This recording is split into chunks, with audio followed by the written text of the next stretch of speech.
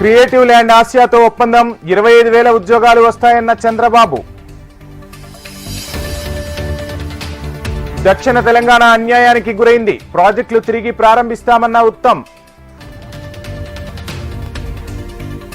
గన్నులతో వచ్చేవారితో చర్చల, కమ్యూనిస్టులను కాంగ్రెస్ నిషేధించిందన్న బండి. విద్యార్థుల భవిష్యత్తు ఆగం చేయొద్దు, ఫీ రియంబర్స్మెంట్ బకాయిలు చెల్లించాలని హరీష్ రావు హితవు. హైదరాబాద్ లోని మధురానగర్ లో దారుణం, పెంపుడు కుక్క మర్మాంగాలపై దాడి చేయడంతో ఓ వ్యక్తి మృతి. సికింద్రాబాద్ ప్యాట్నీ సెంటర్ లో భారీ అగ్ని ప్రమాదం, 4 ఫైర్ ఇంజన్లతో మంటలార్పిన సిబ్బంది. హైదరాబాద్ కేపీహెచ్బీ పోలీస్ స్టేషన్ పరిధిలో దంపతుల అదృశ్యం, ఘటనపై కేసు నమోదు చేసి దర్యాప్తు చేస్తున్న పోలీసులు.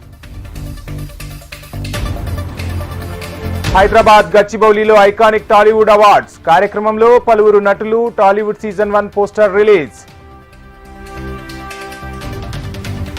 బీసీ కులగణన చేయాలన్న మోడీ ప్రభుత్వ నిర్ణయం చారిత్రాత్మకం, బీసీలపై ప్రేమతో రేవంత్ సర్వే చేయలేదన్న బీజేపీ ఎంపీ ఆర్ కృష్ణయ్య.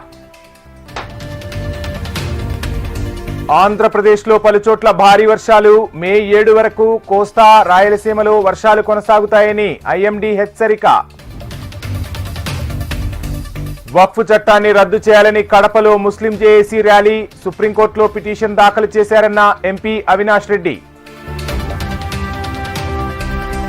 మే 20న దేశవ్యాప్తంగా సమ్మెను చేపడతామన్న ఏఐటీయూసీ నేతలు, సింగరేణి కార్మికులకు సొంత ఇంటి పథకం అమలు చేయాలని డిమాండ్. కరీంనగర్లో నీట్ పరీక్షకు 3 నిమిషాల ఆలస్యం, విద్యార్థిని పరీక్ష రాయలేకపోవడంతో కన్నీరు మున్నీరుగా విలపించిన తల్లి, కూతురు.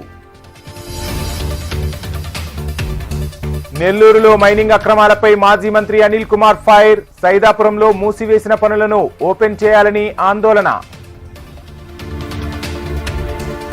ఆర్టీయూకేటీ బాసర అడ్మిషన్ ఫేక్ నోటిఫికేషన్, వదంతులు నమ్మరాదని స్పష్టం చేసిన వీసీ ప్రొఫెసర్ గోవర్ధన్.